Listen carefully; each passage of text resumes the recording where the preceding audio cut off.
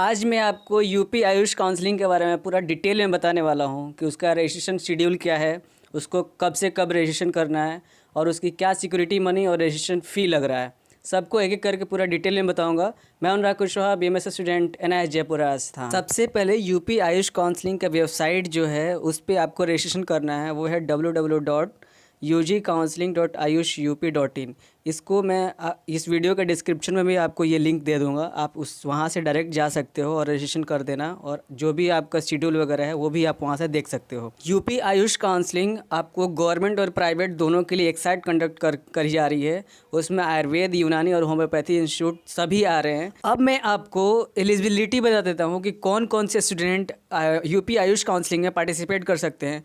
सबसे पहले है कि जितने भी गवर्नमेंट कॉलेज के लिए जो भी काउंसलिंग कराएगा उसको यूपी का डोमिसाइल होना बहुत ही ज़रूरी है, उसके पास निवास होना ज़रूरी है, तो ही वो गवर्नमेंट की काउंसलिंग करा सकता है, वो चाहे आयुर्वेद का हो, यूनानी का हो, चाहे होम्योपैथी का हो। लेकिन निजी क्षेत्र यानी कि प्राइवेट कॉलेज के लिए, चाहे वो आयुर्वेद का हो, यूनानी का हो, होम्योपैथी के लिए, प्राइवेट की काउंसलिंग कराने के लिए ज़रूरी नहीं है कि वो वहीं का निवासी हो, यानी वहीं का डोमिसाइल नीड नहीं है। हाई स्कूल इंटरमीडिएट परीक्षा का भी वो ज़रूरी नहीं है कि वहीं से किया हो तो ही वो निजी का या प्राइवेट की काउंसलिंग करा सकता है। ओनली गवर्नमेंट का काउंसलिंग करने के लिए ही आपको ज़रूरत है वहाँ का निवासी होना या डोमिसाइल होना, लेकिन प्राइवेट के लिए कोई नीड नहीं है वहाँ का निवासी होना, यानी यूपी का निवासी नहीं भी होगे तो भी आप प्राइवेट की काउंसलिंग करा सकते हो।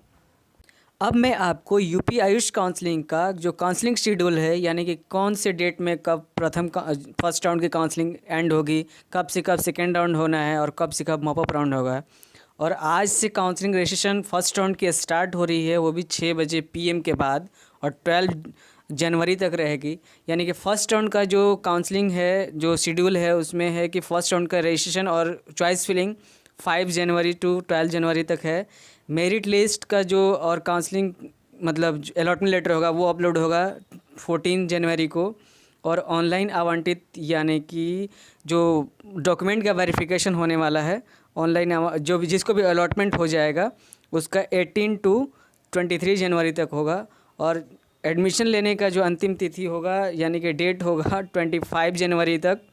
और सीट अपग्रेडेशन यानी कि फ़र्स्ट राउंड का फर्स्ट राउंड में ही अपग्रेड हो जाएगा, वो है 27 जनवरी, और अपग्रेड होने के बाद 29 जनवरी तक एडमिशन ले सकते हैं।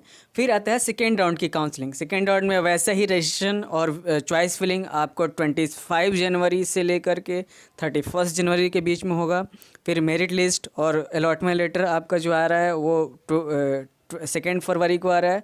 ऑनलाइन आवंटित अभ्यर्थियों की अभिलेखा यानी कि डॉक्यूमेंट वेरिफिकेशन होगा, वो 5 फरवरी को से लेकर के 9 फरवरी तक, और फिर एडमिशन का जो डेट है वो 12 फरवरी तक होगा। सेकेंड राउंड की काउंसलिंग के बाद मॉपअप राउंड की काउंसलिंग होगी, जिसका ऑनलाइन रजिस्ट्रेशन जो होगा 18 फरवरी से लेकर के 19 फरवरी 2021।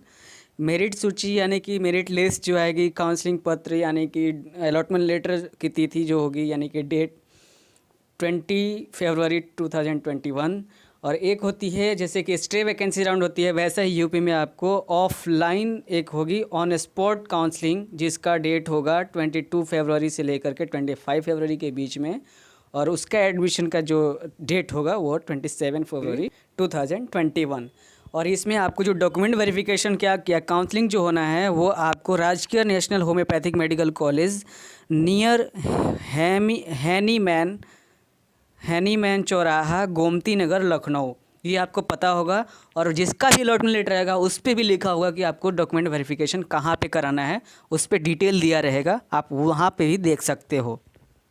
देखो, यूपी की आयुष काउंसलिंग जितने भी होगी, जो भी प्रक्रिया होगी यानी कि जो भी प्रोसेस है, वो सभी आपको राजकीय national homeopathic medical college near Hahnemann चौराहा, गोमती नगर, लखनऊ में होगा, वहीं पे संपन्न होगा यानी कि फिनिश होगा। अब मैं आपको यूपी आयुष काउंसलिंग का रजिस्ट्रेशन फ़ी क्या लगेगा, उसका सिक्योरिटी मनी कितनी देनी है गवर्नमेंट और प्राइवेट कॉलेज की काउंसलिंग करने के लिए, वो आपको बता दूं। देखो, रजिस्ट्रेशन फ़ीस सबको 2000 रुपीज़ देनी है, वो भी ऑनलाइन पेमेंट होगी।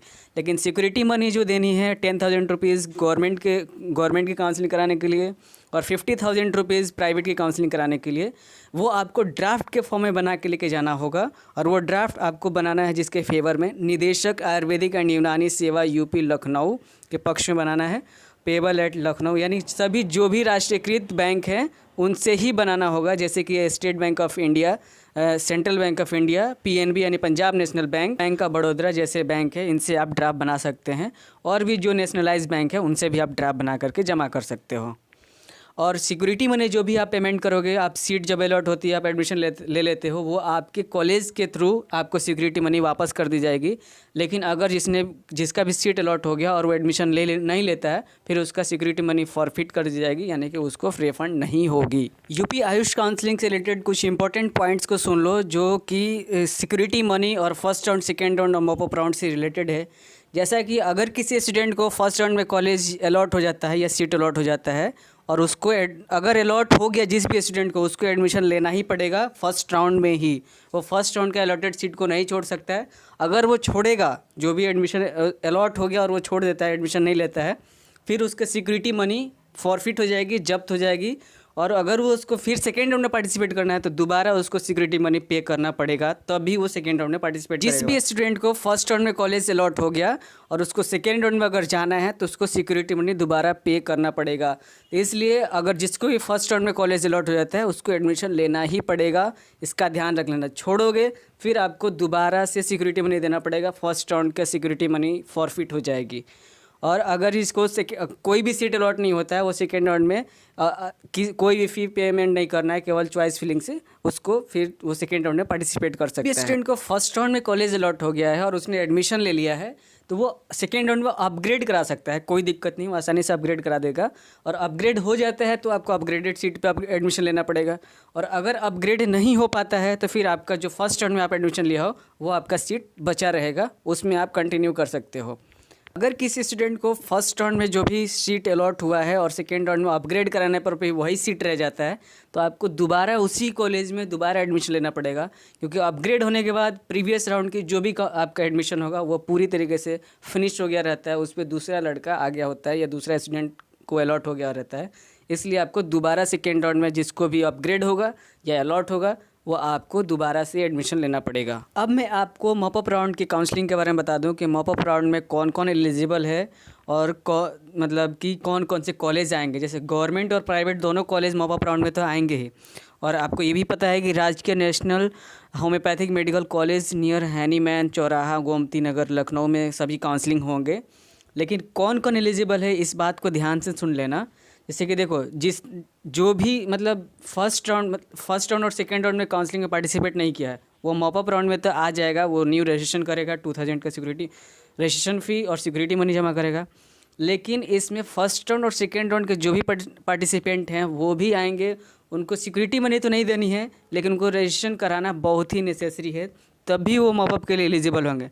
फर्स्ट राउंड में सेकेंड राउंड में जिसने भी पार्टिसिपेट किया है, सिक्योरिटी मनी जमा कर दिया है, तो उसको केवल और केवल रजिस्ट्रेशन करना है और रजिस्ट्रेशन फ़ी देना है।